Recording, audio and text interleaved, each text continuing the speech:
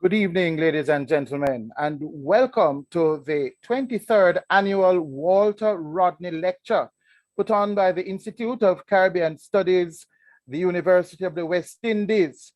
We want to thank you for your patience waiting for this lecture, which I'm sure you will find well worth the wait. Due to technical difficulties, there were some sudden challenges, but as people from a space which is accustomed to dealing with struggle and challenge, with thanks to our great technical team, we were able to overcome.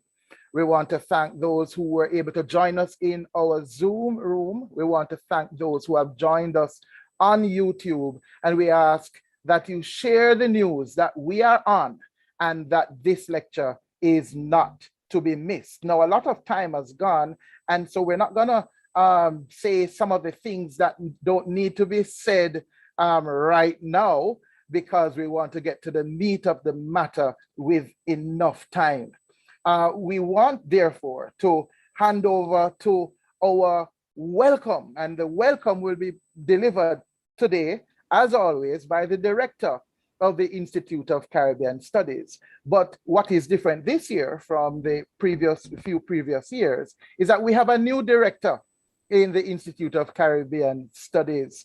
And we are going to ask our director, Dr. Dave Goss, who is senior lecturer and director of the ICS and lecturer of plantation management and Afro-Jamaican religion and culture, to welcome us. Over to you, Dr. Goss. Thank you very much, Hugh. A pleasant good evening. I take great pleasure in welcoming you to this, the 23rd Annual Walter Rodney Lecture, hosted jointly by the Institute of Caribbean Studies and the Center for Reparation Research. In keeping with our mandate to research and publish in the field of Caribbean culture, it is our honor and delight to present this year's lecture under the theme, Reframing October 1968, a case for reparative justice. We are even more pleased to have as our special guest speaker, Dr. Patricia Roddy, the wife of the late Walter Rodney. Dr. Patricia Roddy joins a long list of eminent speakers who have delivered the Walter Rodney Lecture. Some of our speakers, I'm sure, are in our audience, and at this time, we want to salute you. The Rodney Riots of October 1968, which saw university students and the youth of Kingston take to the street to protest the banning of Rodney by the Hugh Shirley-led government, was not only historic, but mirrors what is now a global reality, that Black lives matter. At the surface, it would have appeared that the riot was in vain, as Rodney indeed did not return to Jamaica after being declared persona non grata. However, his memory, his work, his philosophy, and teachings are highlights of an age of activism, which is now bearing fruit in the form of reparative justice. Rodney was an exemplar youth activist, a scholar, political statesman, whose impact transcends time and motivates reparative causes. We are reminded by our Vice Chancellor, Professor Sir Hilary Beckles, that if the 19th century could be described as a decade of abolition of slavery, the 20th century that of civil rights, then this century ought to be the decade of reparatory justice. It is my hope that this evening's reasoning will inspire us all to do our part in activism through our educational pursuits and through our daily conversations. Once again, a warm welcome to you all.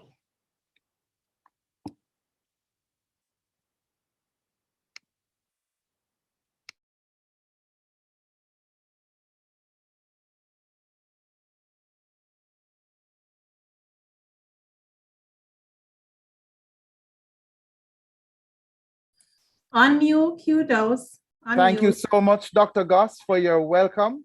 And we would like to thank you for contextualizing and framing this year's lecture, which indeed is very special because we have the widow of Walter Rodney with us. And she would have a perspective like no other. We look forward to hearing from her.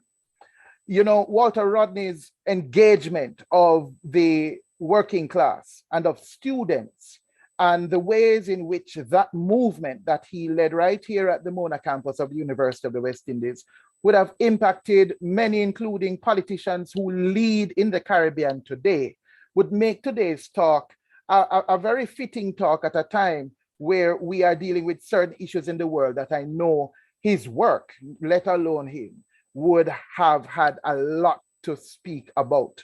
But there are different ways in which we talk about the issues in the Caribbean, and one way is through the performing arts. So we're going to listen now to a presentation from a soloist from a company that I know a little bit about, the Nexus Performing Arts Company. Nexus celebrates 20 years this year and has grown in the tradition of looking at the issues related to the problems of humanity and try to address these issues globally through different artistic presentations. And this evening we're going to hear a solo from one of the singers who is from Montego Bay. I say that because we want you to know that there is a way in which the participation in this lecture today is not only international, but it is across this island where the Mona campus is situated. Crystal Smith now sings for us.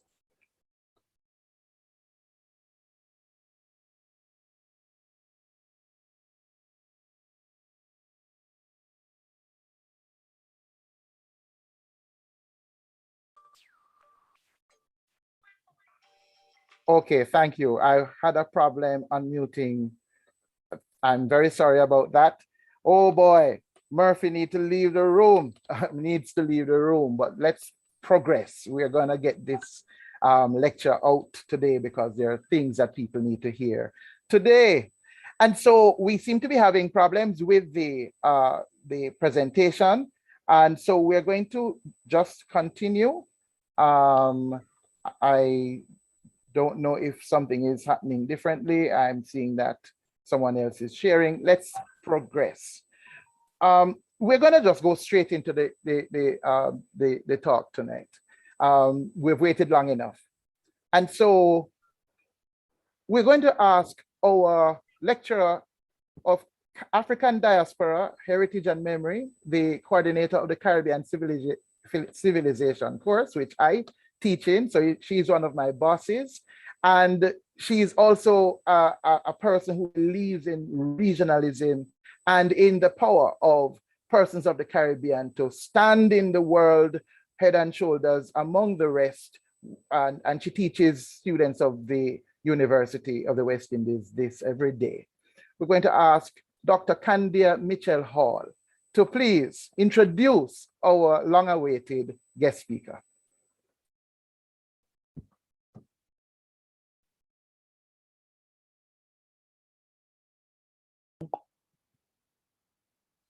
Thank you so much, Hugh. Greetings, everyone.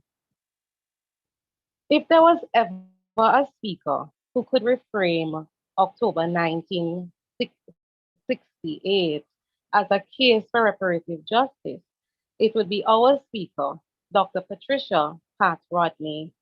Dr. Rodney not only lived in the moment of October 1968, but she has also been living with the legacy, burden, and memory of that moment.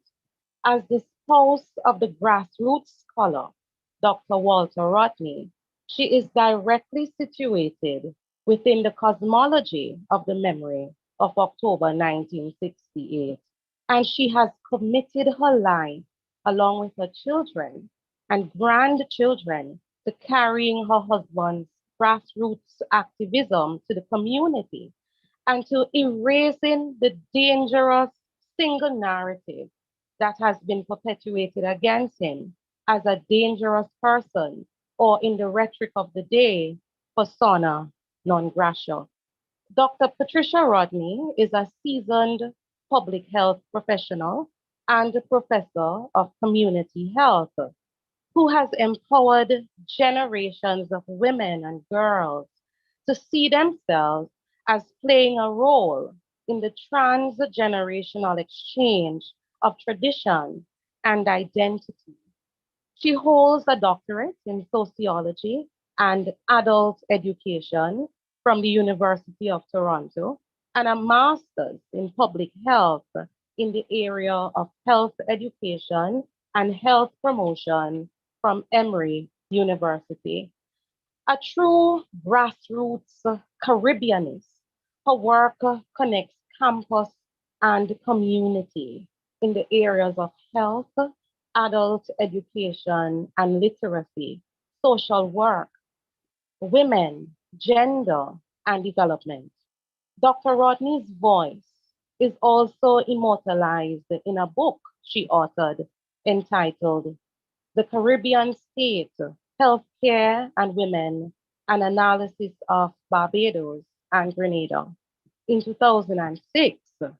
In a move to institutionalize her husband's work, Dr. Rodney and her family established the Walter Rodney Foundation, which is the epicenter for archival materials on Walter Rodney. Significantly, Dr. Rodney's work continues her husband's grassroots activism and enlivens the Rodney's grounding with his Caribbean siblings. It is indeed an honor and pleasure to welcome an icon, an activist, and true sister of the Caribbean civilization, Dr. Patricia Pat Rodney.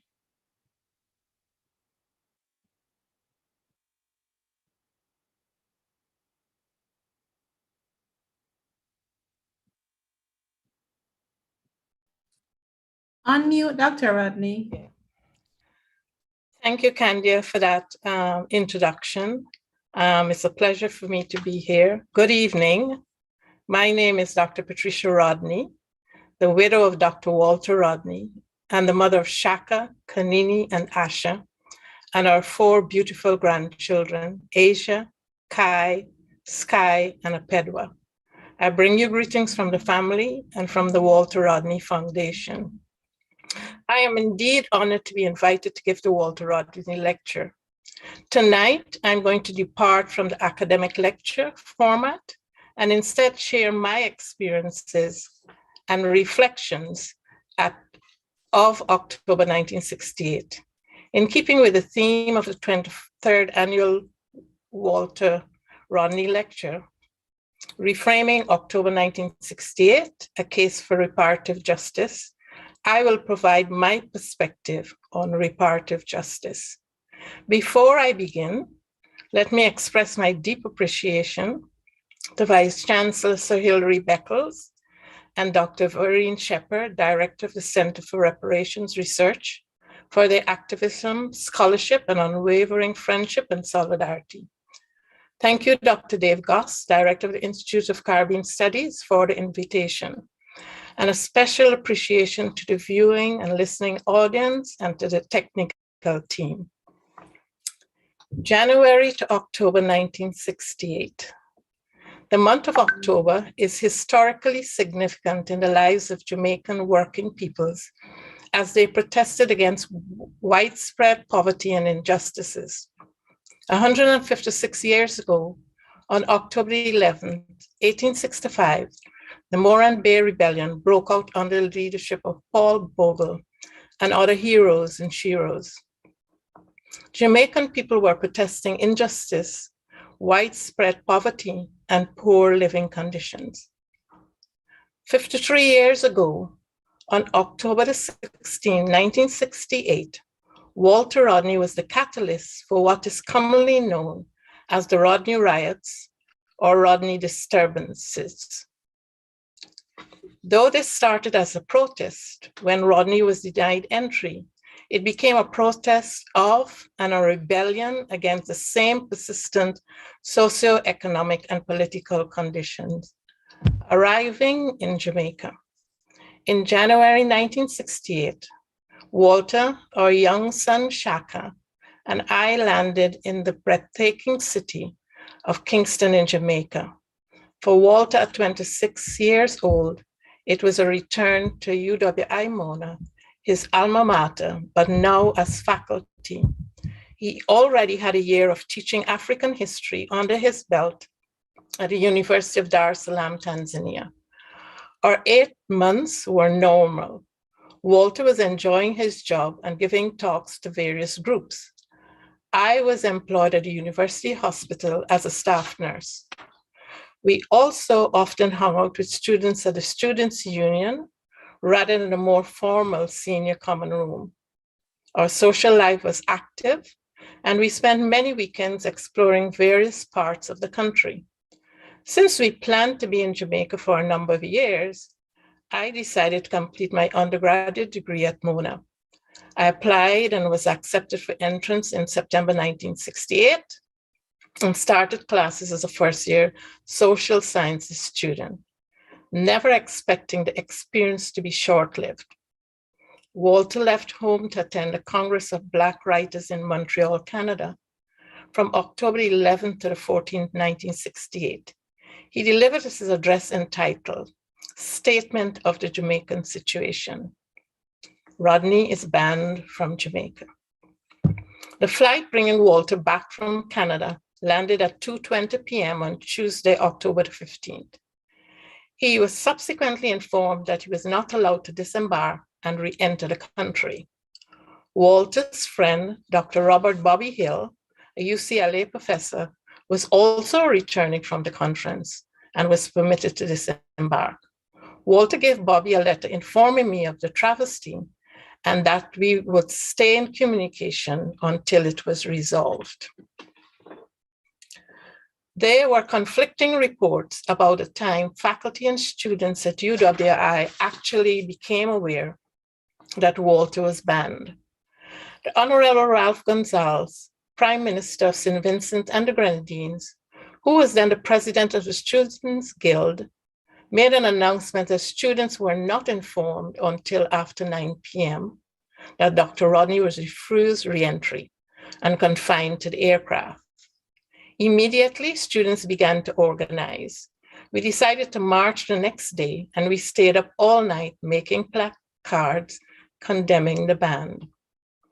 The next morning, October 17th, large number of university students marched approximately 6 miles from the campus along Hope Road to Jamaican Parliament in downtown Kingston. We were all dressed as planned in our identifiable red gowns and were joined by a few faculty members. By the time we arrived in the city, our numbers had increased as a large number of secondary school students and masses of working people joined the demonstration. The violence against the demonstrators increased. From our vantage point, we could see people running and being chased by police who were using batons and tear gas. My friend Kay and another friend, Sonia, and I were terrified. I think it was Sonia who was burnt by the tear gas. We ran and were rescued by firefighters who took us into the fire station. I do not remember who took us back to campus. By evening, the students who had been harassed, tear gas, including me, and others who were beaten and brutalized by the police returned to the campus. We were all in a state of shock that this was happening and could happen to us, privileged students. The university campus was placed on a lockdown. The Gleaner newspaper of October 18th reported a loss of property. 13 buses were destroyed, 72 were damaged, and 90 buildings either totally or partially damaged. Buses seemed to be targeted since the privately owned companies had just raised the bus fares. Other media reported 11 policemen were injured and 23 protesters were arrested and charged. Others that there were millions of dollars in damages. What was not reported was that the Jamaican security forces used brutal force in breaking up the demonstrations, which resulted in severe injuries and fatalities. However, as Rodney indicated, it was the shortages of basic food supplies, hiking bus fares, high unemployment, and persistent social inequalities were the trigger. It did not happen in isolation. The aftermath and leaving Jamaica. At the time, I was about 4 months pregnant. The combination of the march, tear gas, and dehydration took a toll on me. On the way back to the campus, I began experiencing intermittent abdominal pain and contractions. I was taken to the home of the warden of Mary Seacole Hall, the late Dr. Lucille Mayer, who was a family friend. She immediately requested that my doctor at the UWI hospital should be allowed entry upon his arrival on campus. After examining me, the doctor ordered complete bed rest, increased fluid intake, and sedatives to prevent a miscarriage. This was a very difficult and traumatic experience. I was terrified, excuse me, that I would lose our baby without either Walter or my son Shaka at my side. Shaka was being taken care of by the Hamilton family. I was away from my young child for over a week prior to being medically cleared to leave the campus. I was told he kept asking for his mom. I returned home to an empty house. With the help of friends, I packed up our personal belongings and moved in with the Hamilton family.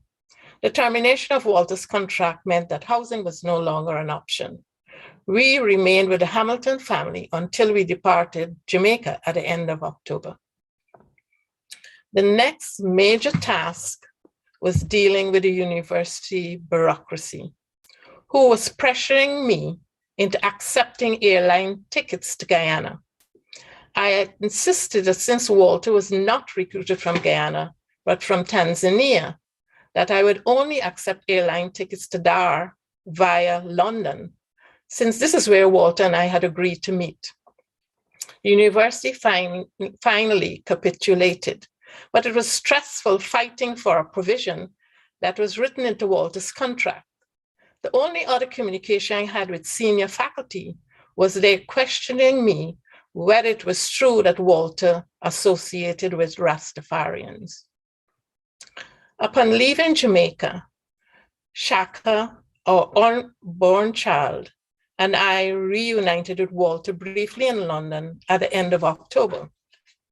Walter left for Cuba, and the plan was for us to join him, where he was taking a break to reassess his continued role in the university and the Jamaican situation. Due to visa delays, we decided that it was better for us to go to Tanzania. That was where Kanini was born and later Asha. Why was the government of Jamaica hostile to Rodney? Rodney was not the first Black man to be accused of inciting the Black population, but he was the first non-Jamaican and academic.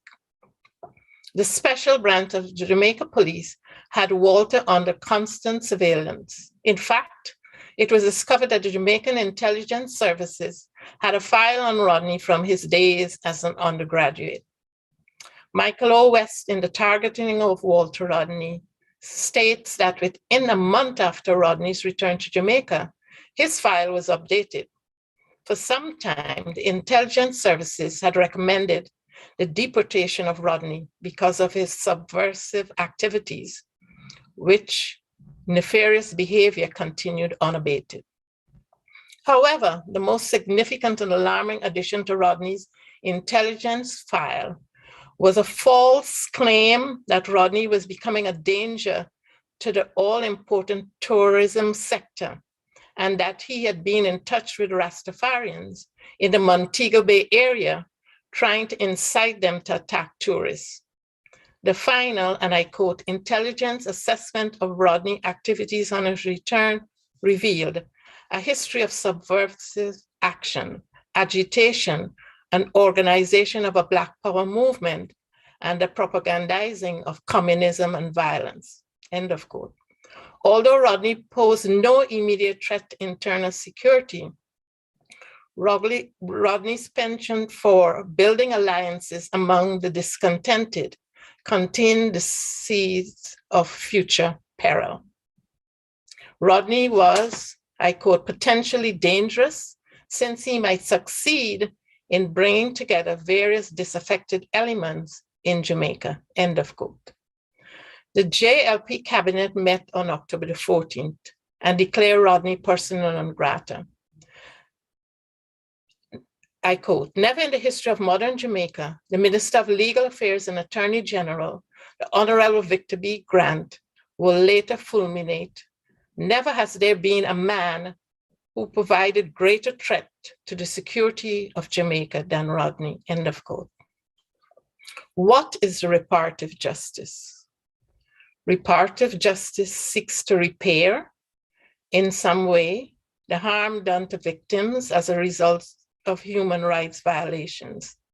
It is a way of thinking about justice, a mindset that centers on those who have been harmed and focuses on repairing past harms, stopping present harm, and preventing the repetition of harm. The harm, 1, persona non grata, unacceptable or unwelcome person. No legal basis or standard can be used or misused as a political tool. This was a denial of Walter's due process. There was no hearing, no interviews, no statement was taken. 2, the ban. The ban on Walter imposed by the Jamaican Labour Party. As of today, October the 15th, 2021, 53 years on, the ban on Rodney re-entering Jamaica never lifted by either the JLP or PNP governments. Loss of employment. Rodney lost a year of employment before being reappointed in Tanzania. I don't remember him receiving his last salary or being paid out of his contract. He had at least 2 years remaining. Loss of intellectual property. Rodney was working on several lectures and articles that we have not retrieved. Dislocation of the family. Walter was in Cuba for 3 to 4 months. Kanini was born while he was away. That was the only time he was there for both Shaka and Ash's births. Loss of personal property.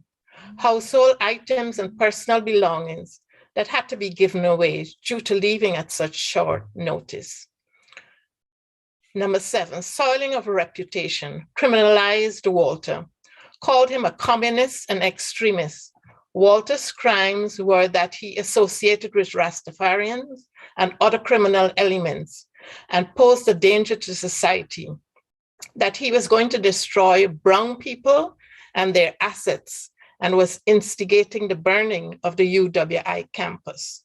8, physical and mental trauma. Due to tear gas, I was physically sick and was on bed rest for a week. All that time, Shaka was without his father and mother. The picture of Shaka sums it up.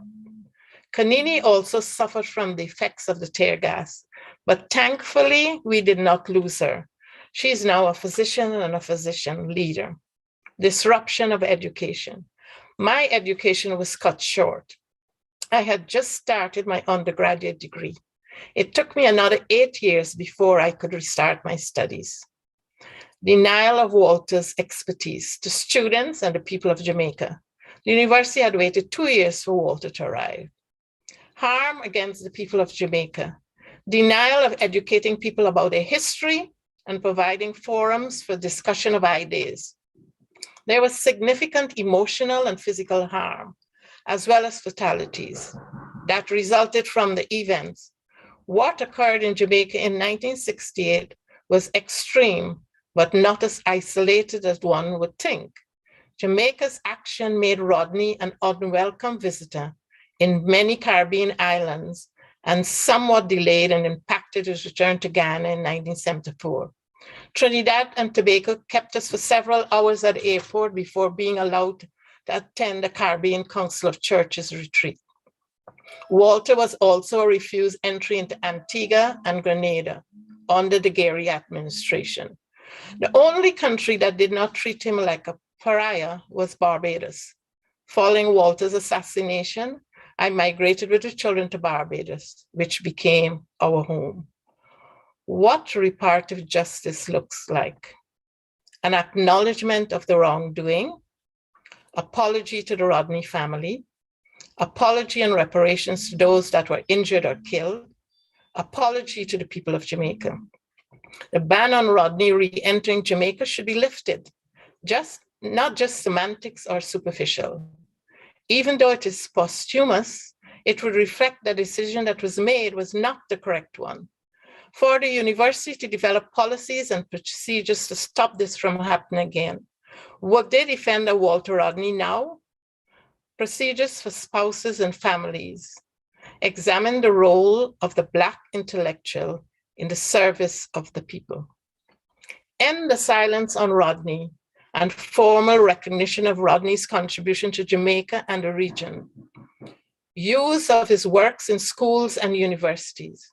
We have to learn our history to avoid repeating it, but also to understand and improve our conditions. We have a collective role and responsibility in our own education and that of the people. Persistence of the conditions and inequalities that existed in 1968 in many ways are still here. This is the reckoning that we all have to face.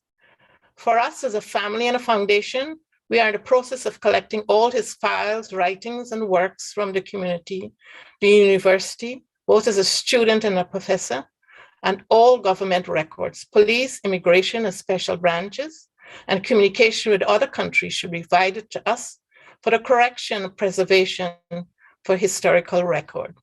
This information will be added to the Walter Rodney papers and special collection at the Atlanta University Center, Robert Woodruff Library.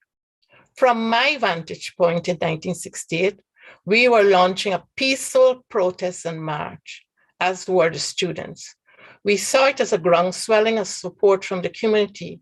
It was only after people were beaten and tear gassed that they retaliated to the police heavy-handedness and brutality.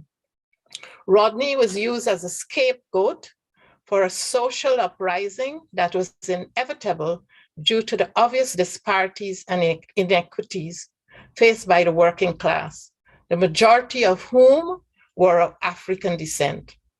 Rodney may have been the spark that ignited the uprising, but not the cause. It was a straw that broke the camel's back.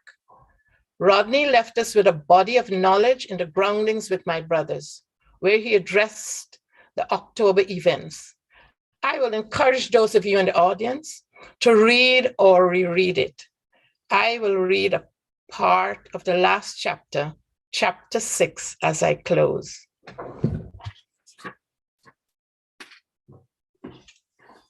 And this is the new edition of Groundings with My Brothers.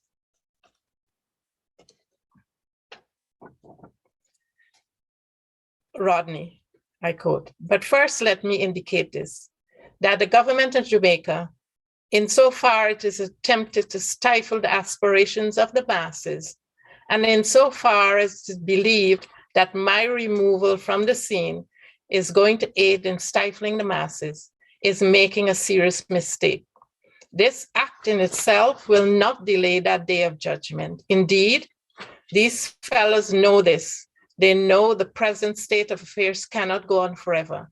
And this is what creates the atmosphere of fear.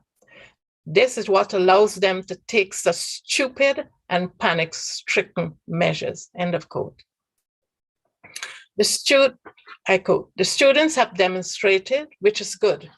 They came out, they heard a university lecture was banned, they got no reason, which is the normal procedure of the Jamaican government. It does not give reasons for things. They came out, they started to walk along the streets, the police started to tear gas them. They started to beat them with batons and nightsticks, and something flared up. relatively small, but it's a great advance, I tell you. Thank you.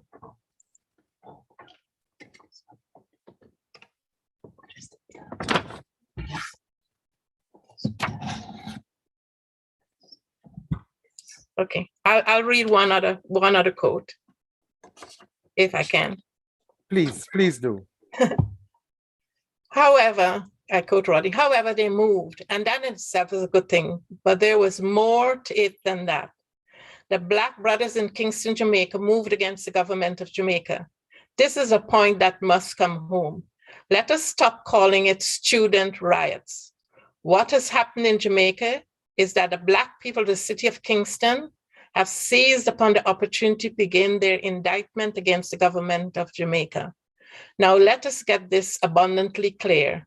This did not happen as an isolated incident. This is part of a whole social malaise. This is a revolutionary activity. End of quote. Thank you.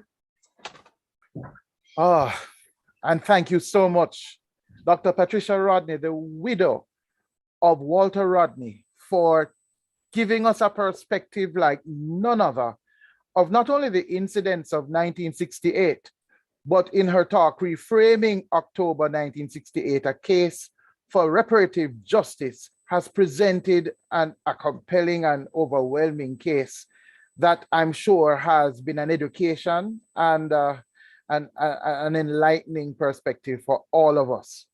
And we're going to have to discuss this. And there is, for those of us who are on YouTube, thank you for joining us there. I want to just read one of the comments that Geneva Virtue, my colleague from Carimac, hi Geneva, says, thank you, Dr. Rodney. I will continue to write about the posthumous pardon. Geneva has been on that.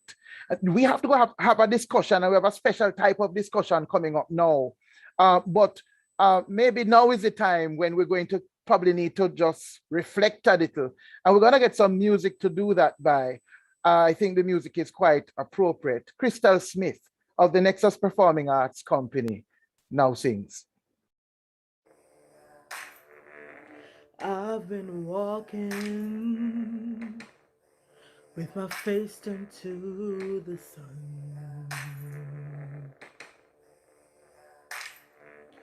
Weight on my shoulders, a bullet in my gun. Oh, I got eyes in the back of my head, just in case I have to run. I do what I can when I can, while I can for my people. Who are the clouds roll back and the stars fill the night. That's when I'm gonna stand up, take my people with me. Together we are going to a brand new home. Far across the river, can you hear freedom calling, calling me to answer? Gonna keep on keeping on. I can feel it in my bones.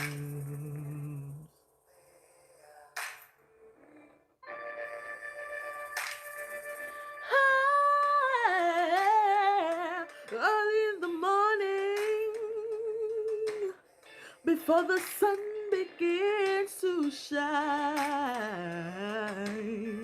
Woo! We're gonna start moving towards that separating line. Whoa! I'm running through muddy waters. You know I gotta make a mind. I'll made up my mind. And I don't mind if I lose any blood on the way to salvation. And I'll fight with the strength that I got until I die.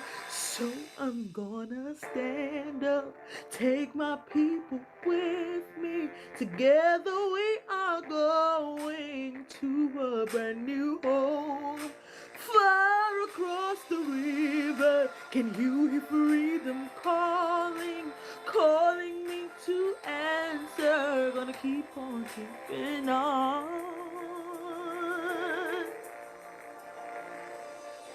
And I know what's around the bend might be hard to face 'cause I'm alone. And I just might fail, but Lord knows I try. Sure stars fill up the sky.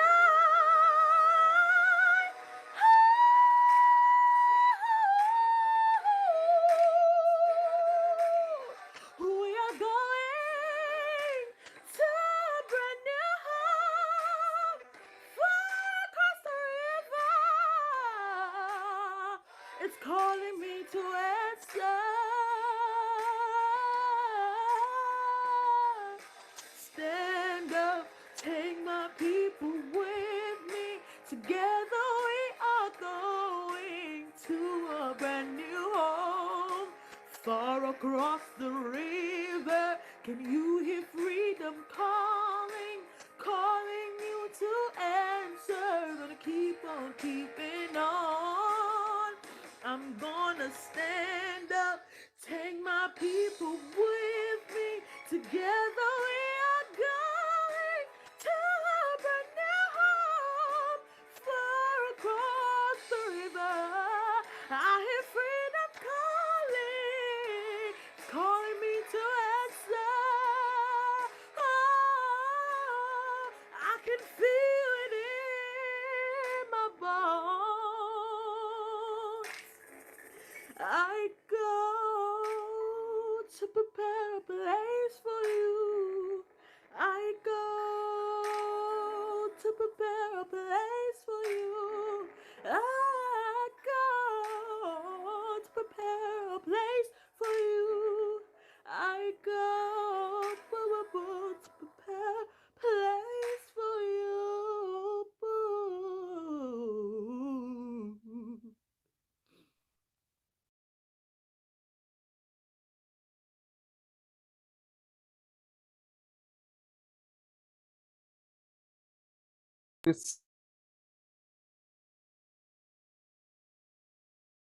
Thank you so much, Crystal, for that beautiful rendition of Stand Up, a song about a revolutionary and a song about the experience of Dr. Patricia Rodney, who had to stand up and take her family with her after the issues of 1968. But we're now going to have a special discussion about the talk and about the issue of the reparative justice that was put on the table by Dr. Patricia Rodney. And we're going to have a special twist to the name of the book, and I hope you're all going to purchase that book on all the online platforms that we will hear later that it is available on. But we have a twist to the name. It's now A Reasoning with My Sisters, which is going to be led by Dr. Dave Goss, and which will be with Dr. Patricia Rodney and one of the eminent persons in the academy globally dealing with the issues of reparations and reparative justice, Professor Vereen Shepherd, Professor of Social History at the University of the West Indies, Mona campus. So over to you, Dr. Goss, and to your team of sisters. And I'm going to ask that Dr. Goss be unmuted, as well as Professor Shepherd and Dr. Rodney. Thank you so very much, Hugh. We are joined now by the eminent Professor Vereen Shepherd, and our distinguished lecturer, Dr. Rodney. And I must say, Vereen, that Dr. Rodney put a spoke in our wheels, because we have some questions for Dr. Rodney, and she really spoke from the heart. And at this time now, I'm still reflecting, Vereen, that we at the university here at the West Indies now, we have to do some repairing. Can I have a comment there, Vereen? We have to do some repairing of the damage that was done to Walter. Could you respond? Thank you very much. Good evening, everyone. And Dr. Rodney, it was it was with mixed emotions, really, that I listened to your lecture, your talk, your reasoning from the heart, really. You and I have spoken in the past about those experiences, but tonight, you know, I'm so moved. And I think I want to just ask you whether you and the family, the rest of the family, whether you have made a formal official claim for reparative justice on the government of Jamaica, and what has been the response. And if not, don't you think it's time for that to happen? And there are people who will join you in helping you to put the case together. So that's my first question. You know, has the family made a formal claim to the government of Jamaica? Interestingly enough, the same regime with new leaders is before, so it will be a good time, I think. And the second issue, and Dave, I think, spoke to it tangentially. The University of the West Indies, I didn't know that there are these outstanding settlements to be made to the Rodney family. And so the second question is along the same line. When are you going to file this? And I'll just have one more comment after you deal with those two. The family has never made any outreach to the Jamaican government at all. Our focus for the last 40 years has been on Guyana, because that has been very critical. That has involved not just my immediate family, but my brother-in-law, who was charged with a crime. So all our energies went into doing Guyana. We've now resolved some of the issues with Guyana. The government has acknowledged that Rodney was assassinated by the state. Mm-hmm. And so certain things are being put in place. The second one, I said in my talk, I was not sure that the university had met those things. I'm not sure about payments. I don't know. But I know what happened is that a lot of his intellectual property was left. That I'm sure of, because he was never able to come back to Jamaica to get his stuff. And I never went to his office. There just wasn't time to do all those things. So I think that we who are there still have a responsibility, and I promise you that I will do some digging myself. And if there are outstanding claims to be made, then I will be in touch with the family, because the reparation movement is not only about claims to colonizers, former colonizers, that, although that is a big part of it. In Jamaica, for example, the National Council on Reparation has embraced the mandate of internal reparation. And that's why they pressed hard for reparative justice to Rastafari, brutalized in the Coral Gardens massacre. So I think this is also a case that we should take on board in terms of internal reparation. And I can promise you that I will actually do that. But my final question is, let's go to Guyana then, since you went there. I have been to Guyana several times, and I've gone to the park, supposed to be in memory and honor of Walter Rodney.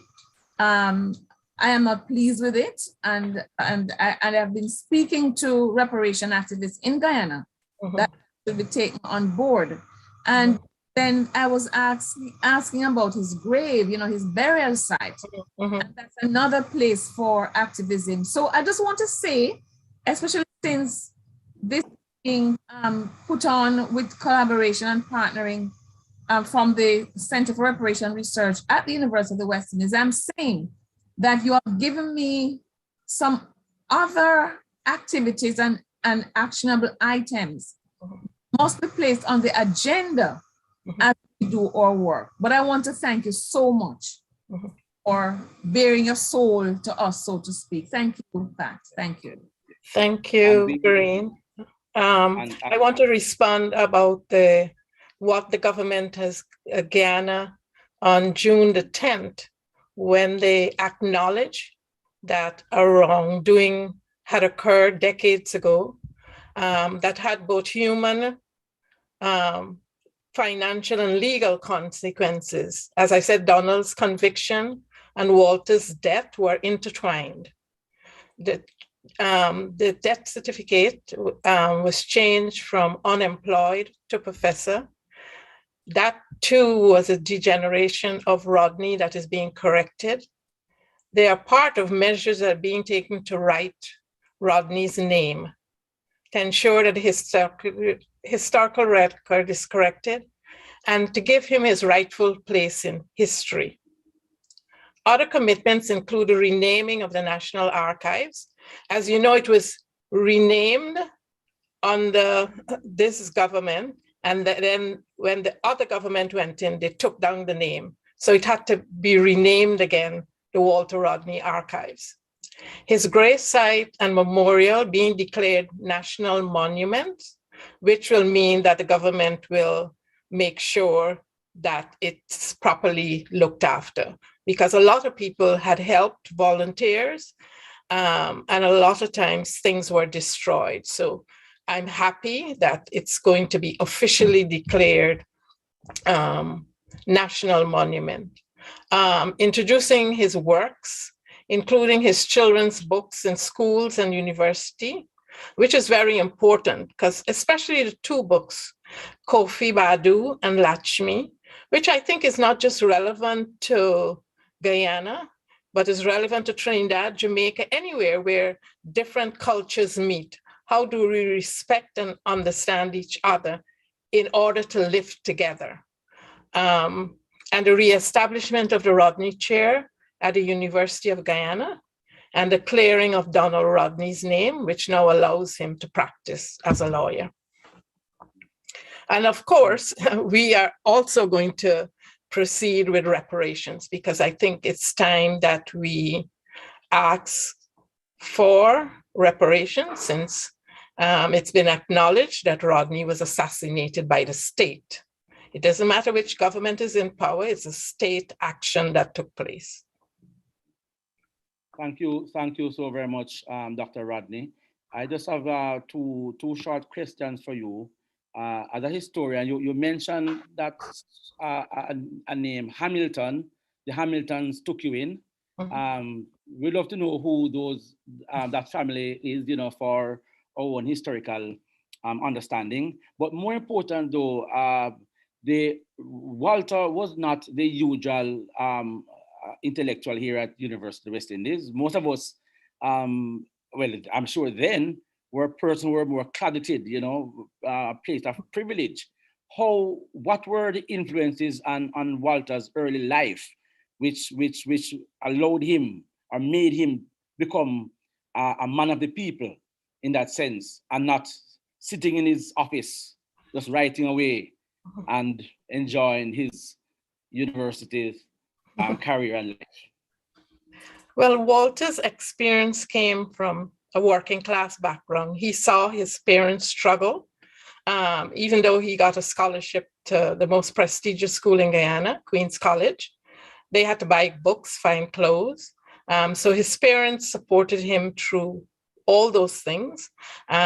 He was very committed from very early on to the working people. He saw people struggling to support their families. He also, Rodney, saw the humanity in all people.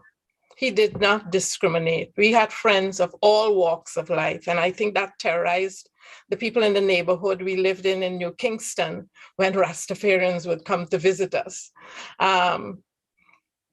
Whether in a rally or a bottom house, as we call it in Guyana, a dongle, a lecture hall, or in our home, he was the same person.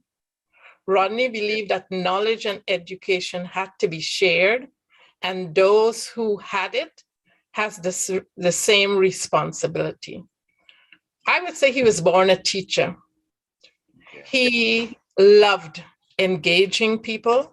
Rodney did not see himself anytime as a leader. He often acknowledged that his education was a sacrifice made by his parents, his siblings, but also that he was responsible to the people of Guyana. And one of the reasons we returned to Guyana was based on his desire to serve his family and his country. He had a deep love for the Guyanese people, all the Guyanese people. Thank you very much. And who were the Hamiltons? The Hamiltons is a Jamaican family who was our neighbors. They had 3 daughters. Kay Hamilton, who was Kay Anderson, the late Kay Anderson. Oh, It's that family, yes. Okay. Patsy All right, thank you. Edward and Sonia Charles are the other 2 sisters. And we still, maintain contact. We're still good friends, and yes. Very good. But they were my saviors. Thank you. Thank you. Okay, we want to thank you so very much, Professor Shepherd, for sharing this moment with us, and Dr. Rodney. Also want to thank you for your frankness, and for really enlightening us regarding what really occurred, and from your perspective, and you have really reinforced to us, especially students, the value of a primary source and how important it is to hear from our primary sources. Thank you very much. Over to you, Hugh, as I'm sure that there are persons in the audience, a few persons who might want to still ask a few questions. We don't want to overburden Dr. Rodney, but it's over to you. Indeed. Thank you so much, Dr. Goss and Professor Shepherd. While I allow persons to put their questions, there are some comments in the chat, but I see that Professor Shepherd, I think she has something that she would like to interject. So could her mic be open, please? Go ahead, Professor Shepherd. Thank you, Dr. Rodney. You said something which triggered a question in my head, because you talked about, I think, and you were stressing that he loved the Guyanese people, all the Guyanese people. So I thought I would ask you this, because Walter Rodney had an inclusive view of the working class. In fact, the basic aim of his A History of the Guyanese Working Peoples was that working people of African and Indian descent in Guyana have a history of active struggle. Traditional history had omitted. So I was wondering if you think that perhaps we haven't been as inclusive as we should be in the reparation movement. Let me see if I could respond to the question in this way. I would say former enslaved people and indentured people suffered under similar socioeconomic conditions. Rodney in How Europe Underdeveloped Africa discussed the slave masters who were paid for the loss of their slaves, but freed people were not paid anything. He believed that a debt was owed. Rodney believed that the working people, the masses, had to acknowledge their history and celebrate their cultural differences. And I talked about why he wrote Lakshmi and Kofi Badu, so the kids could understand and respect each other. The reparations movement is complex. We should advocate as oppressed peoples for reparation. That includes Black and Brown people. We have a situation in the US where distinctions are being made between African Americans that were brought to the US and can trace their history versus other African Americans. We have to be able to advocate, advocate together from a position of strength, but also to support others when they have a unique harm. But we have to be careful at the same time and not alienate or create factions that dilute our effectiveness. I hope that answers your question. Yes, thank you so much. Thank you. And thank you for offering to help us, Vereen. That's really very important. Yes. Thank you so much. Thank you so much. We have some more questions for you coming from the Zoom and the YouTube chat. So you need to be looking from side to side and looking at all the people in the 2 rooms. Let's start to to look at some of the comments on YouTube. The comment from, I hope I'm pronouncing the name right, Chinyer Neil, is Asante Sana, Dr. Rodney. Water spirits, we have water spirits in the room. From Barbados, the person says, the spirit of Walter Rodney lives. We are sincerely grateful to our Mama Patricia. Greetings from Barbados. So you're hearing the love that you know Barbados has for you. Geneva again says, and this is a question, I don't know if it's rhetorical. She says, should the UWI not be the first entity to show enlightenment and admit wrong? Would that not cause the government to act? I'm going to ask any of the three conversants here to respond to that. Of course, you being lead, Dr. Rodney. Well, I did say that I thought the university handling my situation was not satisfactory. And I hope that something has been put in place. If there's another Rodney, what happens? We have to learn from our past and correct, the present. So hopefully the university will or have put things in place so that when the spouse of somebody who is, I don't know, deported, declared persona non grata, I hope we've passed that stage by now, that something happens, that human aspect is taken care of. Thank you so much. And in response to that commitment to follow up, Professor Shepherd, Errol in the Zoom says, good, strong promise from the professor. I'm hearing also from Irving Hall administration, who says, fantastic sense of responsibility to educate all people, in reference to Rodney's mission, but indeed also from the tradition that this lecture continues. Vivian Peter says, such great strength, Dr. Patricia Rodney, respect to you and the family.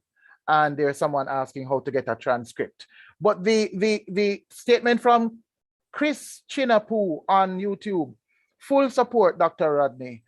This wrong must be corrected. The record must be cleared. And this legacy to humanity and our regional development. And we're still inviting questions from the chat room, but I'm going to invite, in the meantime, I know Dr. Goss and Professor Shepherd had a whole book of questions that they wanted to ask. But before they ask, I am going to use Chairman's privilege to slip my question in. And it's on behalf of the students of Caribbean Civilization, who several of them are here, both on YouTube and here in the Zoom room. The approach that Rodney took to the teaching of repositioning ourselves in the picture of national and regional development and the empowerment of the masses, especially the working class. Could you, from your vantage point, hazard a guess as to some of the things that he might have said today? Some of the based on the fact that you know the man, you know, and you carry in your own self his perspective, because that's a part of what would have united you both. What, and by extension, and I'm not being, I hope this doesn't sound sexist, but I'm asking about his perspective, but I'm also asking you for yours, because you have been a part of the movement yourself. What would that narrative be today had a Rodney been here today? I think he may have been a bit disappointed to see that we haven't really moved in the way we should. A lot of this comes from our inability, I think, to come together as a region. We see ourselves as distinct countries. I would have thought that, for example, CARICOM would have taken a position on Rodney.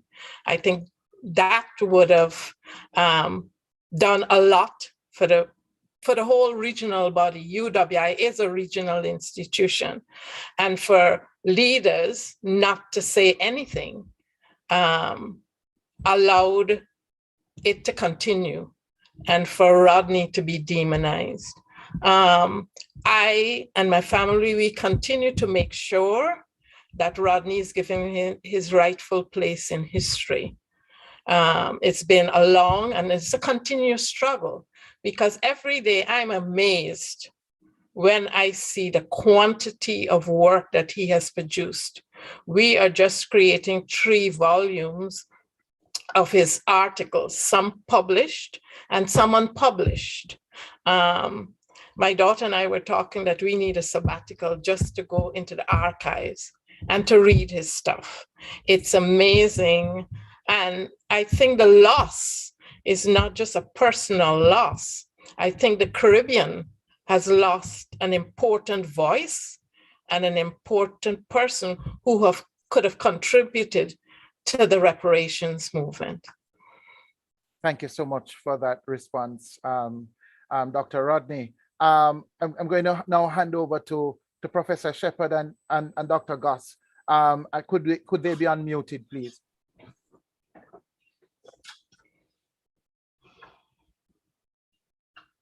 I think you're unmuted, Professor Shepherd. I think you can speak now. No, she's not. Please unmute Professor Shepherd and Dr. Goss. Okay. Dr. Rodney, I listened very keenly to your description of the socio-political and economic environment of 1968. Mm-hmm. And the way in which Rodney's teachings were just reflecting his own response to the socio-economic situation. Mm-hmm. And therefore, when something happened to him, the response was immediate and predictable, as of the disadvantaged people and so on. But when we compare 1968 to now, do you think that much has changed in terms of the conditions of the working class and even on the campus? Would, if another Rodney situation should arise at UWI, do you think the response would be the same, or have the student body lost its political activism? Even as we are talking about a university which is repositioning itself or positioning itself or continuing to say it is ethical and activist. A big question, I know, long question, but I think we get the essence of it. I think the conditions are probably the same or worse for most people throughout the Caribbean, working peoples. I feel that the university perhaps needs to play a more active role on what goes on in the society. For too long, the university and the populations have been apart. And Rodney was able to make that link by talking to people wherever they were. People asked him whether it was in a church. They asked him to come to the Jamaica broadcasting service, I think it was, to do an interview on Black Power. And then they refused to play it. So there are contradictions within the society. I am not sure if the government, your current government, has progressed along those lines. But it's a chance for us to look inwards and to reflect on some of the things we do. I know you do a lot of work in the community. I'm not sure how other people on campus, how other faculty on campus teach. I'm not sure if they get into the communities, if the students are exposed to the community.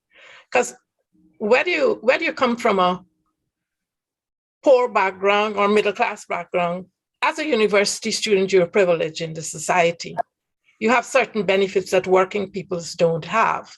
And I think it's a commitment on the part of the students and the faculty to give back to that society in any way they can. I think though that Rodney has left, he blazed a trail, and I think he left an example, certainly in the history department. The history department that I joined made a commitment not to imprison itself within the walls of academia. And I've seen in other faculties. So I think maybe not enough people are doing it, but I have to say that Rodney left an example that many of us today still follow. And hopefully we can pass on that commitment to the people who put us where we are, you know, to actually engage in community activities and take or be intentional about decolonizing the curriculum. Yes. Right. So I'm encouraged, even though I know in terms of the student body, I'm less encouraged, but I think the faculty, many of us are not imprisoning ourselves in the academia. But let me not have the show. Dave, over to you. Yes, I mean, one question though that has really perplexed me about Walter, and I understand your position about him, you know, being someone, a grassroots individual. Now, I know, for example, when it comes to like the Caribbean, race is still a significant issue in the Caribbean even today, and we see it in the political parties, you know, mainly Trinidad and Tobago and Guyana, that race. Right. Now, Walter was able to unite a number of Indians in the political movement. And I'm still, because I know in Trinidad, for example, now you had N.A.R. Robinson, who tried, and I think won one election, but the party fizzled out after that, a party of unity between Indians and Blacks. How was Walter able to unite in the 1960s, or early, 1960s or so, a number of Indians into the political movement in a time when racial was rigid along political lines? How did he do it? I think Walter started to talk about the conditions that the working class Indians and Africans were facing, which were very similar. Walter, again, traveled around the country talking to people, whether in bottom house meetings, public meetings. He always provided them with some way of uniting, and they did. Black bauxite workers and sugarcane workers came together in a time to support each other in the strikes. I think people respected Walter for his honesty and frankness in talking about the question of race. Because if you don't talk about it, you can't deal with it. And I think that's the problem in the Caribbean. We don't want to engage issues which are very painful around race. So Walter was able to unite the working peoples of Guyana, not so much political parties, but the working peoples. And if you saw his funeral, you would see that Indians and Africans turned out to his funeral. Yes, thank you so very much. I don't think we want to, unless Hugh, we're back over, hand over to you. I think we have to kind of we'll be wrapping up shortly. Wrapping up at this stage, you know, but I want to thank you so very much for what you have enlightened us more about Walter Rodney, the political statesman, the scholar, someone who we admire, we read about and admire, and it's a privilege to hear more about Walter Rodney, who will inform us as we go forward in trying to reconcile races and classes of persons and ensuring that the reparative justice agenda gets done. Thank you very much. Thank you. Thank you so much, Dr. Goss. Thank you so much, Professor Shepard. So there are two more questions that we're going to take, and then we go. One is from one of our adjuncts and postgraduate students in the Institute of Caribbean Studies. Mr. Edward Knight, could you go ahead, Mr. Knight, with your question?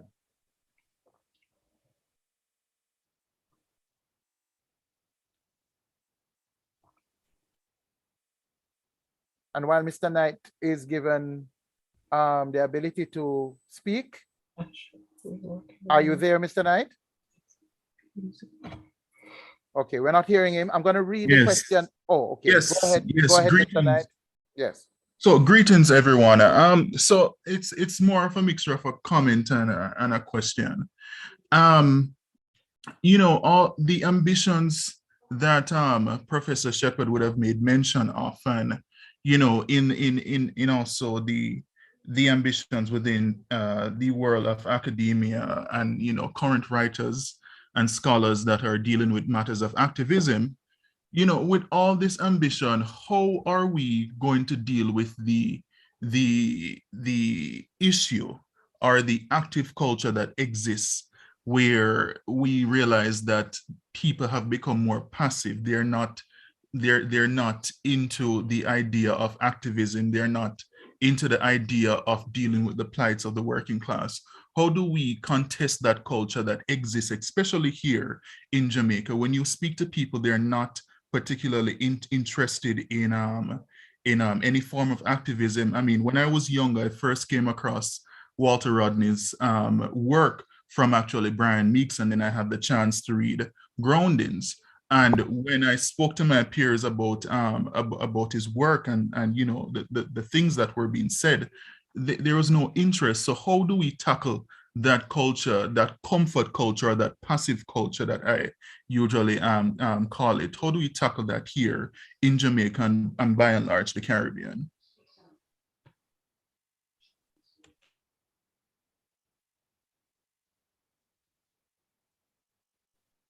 Could she be unmuted, please? Could Dr. Rodney be unmuted, please?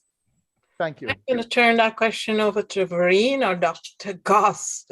I really can't really give an answer. I'm an outsider living outside of the Caribbean, but I see some of the same struggles here in the US, and the Black Lives Movement has made a tremendous impact on people here, but you have to keep working at it. It's not a one-shot thing. You know, you have to keep struggling and engaging with people all the time. It's not just a one-shot event. Yeah, I mean, I must say that I have seen over the last 2 years, resulting from the Black Lives Matter, students are now more perceptive. They are connecting the dots, and I think going forward, you will see more students stepping up. But I know it's a general concern. I mean, some persons even blame globalization. That globalization have brought a world of materialism, you know, and comfort. And so we are trying to just graduate to go and buy the Benz and enjoy life. But I think the Black Lives Matter somehow has re-energized our students, and I see it in my classes, for example, over the last 2 years, in contrast to like 3 or 4 years prior to. Students are just connecting the dots and want to know more and more about our history. And again, I know Professor Shepherd will agree with me here, you know, then that they're not exposed as well in our high schools as well to African history, to Caribbean history to a great extent. And in our classes, when we do our historical, you know, studies and all that, students are saying, I didn't know that, I didn't learn that. So we have a lot of work to do on the ground. But you are correct as well that there is some apathy among our students. But we have a lot of work to do as scholars to continue the work. And I'm sure that Professor Shepherd as well, she has been doing a lot of work in that regard. And I think the mantle is now in our court to continue that work that Walter started. Okay, thank you so much. Professor Shepherd, could she be unmuted, please? Thank you. Well, I don't even know if I see it's a good question, and I think it's a timely question. I don't see the level of interest in history that used to exist. I'm a bit depressed about the falling numbers in the history department, for example. And my view is that there is no mandatory history education in the Caribbean. It's not just in Jamaica. Very few students are doing history in the schools to the exam level. And when I say this, they keep telling me it's compulsory up to 9th grade. But if you stop doing Caribbean history in 9th grade, then so much would have missed you. You would know about Walter Rodney and his work and so on. So I think the education system has failed us. And if the schools are not producing students who are aware, they're not going to enter the university and opt for history education. So it's a chain reaction that we're seeing. And we need to do something to lobby governments of the region to teach history. We are, our students, our young people are disconnected from their origins, their history, their past. And I think sometimes they think they came here by British Airways or something like that, our ancestors, and not the Zong and the Jesus and slavers like that. Just listen to the way people talk. We need language deconstruction. They talk about enslaved Africans as if they were some foreign people somewhere and not members of their family. So unless we have history education, Caribbean studies seriously taught, I don't know what's going to happen. But I am encouraged a little bit because I've seen students at the University of the West Indies now offering to come over to the Center for Reparation Research and volunteer. That to me is very encouraging. And I have, as you know, I have a program talking history because I felt, well, if nobody is teaching it in the schools, I better go on air and teach it, you know? And to be fair to university academics, many of us have engaged in rewriting the history. We have done textbooks. We work with CXC and so on. University academics have done a lot and historians have done a lot. But parents have a responsibility, and students who want to know more have a responsibility to lobby. I hope to see the day when the history department returns to what it was when Rodney and others were there. So it's on all of us, and we have to take responsibility and see what we can do to lobby. Because if you don't know where you come from, you just drift. You just drift. That's what's happening. Thank you so much, Professor Shepherd. I must chime in that the Caribbean Civilization course, which takes in all those students who avoid history or think they can't afford to do it because of what they are trying for their career path, has been able to engage a lot of those students who have not engaged history on all the issues that we would have been discussing, and many are here tonight, and their enlightenment leads them to other courses. There's a question here from a student. Well, I presume he's a student, Davy. I'm going to read it. He says, hello, Dr. Rodney, Gen Z person here. So it's going to be long. I'm going to try and run through it as quickly as possible. He says there's a few records that prove that Walter Rodney in his early life was largely influenced by women. Dr. Matthew Smith, well, Professor Smith, in his visual essay about Walter Rodney, the UWI tertiary students uncovered that while Walter was at Queen's College, his teacher would visit Jamaica to have lectures from Dr. Elsa Govaya, the first Caribbean history professor in the region. And Rodney would write out his teacher's notes when he was back. And this largely fueled his love for history. As such, I'd love if Dr. Rodney could expound on the role the women played during the protest. Yes, we know of you being a part of the protest, women creating sandwiches and creating signs, etc., etc. But since organizing the protest has largely been about Dr. Gonzalez, Bertram, Dr. Gervan, etc., etc., can you speak to the role that women and women students played during the protests, these groundings when he ventured into oppressed communities across Kingston and St. Andrew and his later life? I needed to read that question because Gen Z wouldn't have it any other way. But I think it's a good question about the role of women in particular in the protests. Well, we know that women, if you look at the students, there were lots of women involved in the demonstration. There were lots of women who did the things he talked about. We are always the one to feed and nurture the brothers.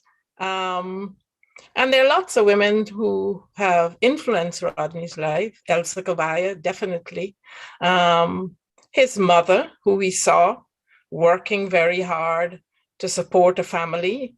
And women around the Caribbean who, even in the Working People's Alliance, the women were the backbone of that political party. But we know that women are not often, their roles are not often recognized.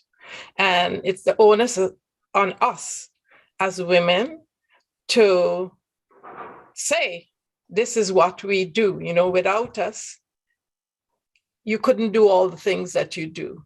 When our husbands or partners are in politics or the limelight, we are usually in the background doing all the things that have to be done, whether it's taking care of the children, looking after the home, looking after finances. But women's role has always been marginalized, and it's up to us women and men who are feminists to take a stand and to talk about the role that women play in the struggle throughout the Caribbean. We know that women have always been involved in the struggle, whether it's enslaved people for independence, but most time you just hear about the male leaders. But there's some phenomenal female leaders who have come out of Guyana during that pre-independence period. Thank you so much. And as you mentioned, women and the role of women, Jeanette Campbell says in August 1918, Georgetown, I was told when I returned from the Ekere coup on the Kuyini, a young Indian girl, a young mother told me that she had walked barefoot in Walter Rodney's funeral procession. And that was of 30,000 or more persons. That funeral was huge. Slipping in one last one, I have to do this like a good dancer can done. But what is the relationship like now? And this is from Dr. Lisa Tomlinson at the Institute of Caribbean Studies. What is the relationship like now between the Black and Indian population? Has that unity been achieved between the two groups, she asks. And in Guyana, I think this is in Guyana she's referring to. I think the relationship has deteriorated. I don't think, this is my own personal view, that Guyana will never develop or become stable until the two races come together. So people have to work at doing that. I don't want to speak for Guyanese because I don't live in Guyana and I don't know the realities that people feel or people experience, but I think it's the only thing that will change Guyana for the best when the two people come together in order to build a wonderful country. And on that note of unity, we want to thank you, Dr. Patricia Rodney, for your engagement this evening. We want to thank again our respondents and conversants, Professor Vereen Shepherd and the Director of the Institute of Caribbean Studies, Dr. Dave Goss. And thanks so everyone with your questions. A lot of the questions came in later in the day, and I see some questions here that have been unanswered, but thanks, and many of them are on YouTube. You can look through again, and we are sure that more interaction will happen there when the live chat is is through. But now it's time for us to say goodbye. But before we go, we have to say thanks like good Caribbean people. We can't turn we back and not say the big thank you for this remarkable, extremely unique.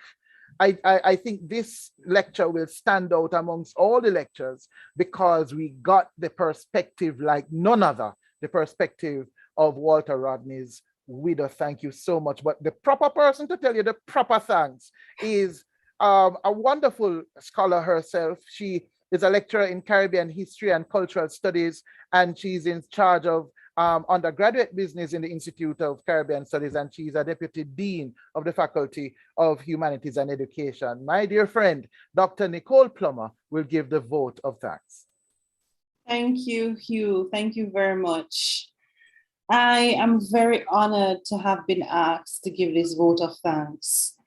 It is something that I can only say will happen probably once in my lifetime. So this was a very memorable lecture delivered by the Honorable Dr. Patricia Roddy. I think you'll all agree with me that through her personal, professional, and thoughtful speech, we reflected on the need for reparative justice as we still struggle to honor Black and Brown bodies. We also wish to express our gratitude to Professor Shepherd. We want to thank Mr. Hugh Dowse for his very able handling of this evening's lecture. I want to thank Dr. Dave Goss for spearheading this event as director of the Institute of Caribbean Studies, Dr. Candia Mitchell Hall for her able introduction of the guest speaker, Miss Isabel Dennis, Miss Kadian Williams, and Mrs. Bettine Ross Laws, who provided technical and administrative support. Thank you, audience, for bearing with us as we navigated technical issues. Thank you so much. Have a wonderful, wonderful evening, night, and weekend. Thank you so much, Dr. Nicole Plummer, for telling us thanks. And thank you, everyone, as Dr. Plummer has said. Thank you for your patience. Thank you for your engagement. Thank you for your questions. And thank you for continuing, more importantly, the tradition of Walter Rodney, just in these lectures, but in living the life and affecting the business and ways of grassroots people, of students, and of everyone in our Caribbean and global societies. Walk good, everybody, and may good Duppy walk with you. Thanks again, Dr. Patricia Rodney. God bless. Bye.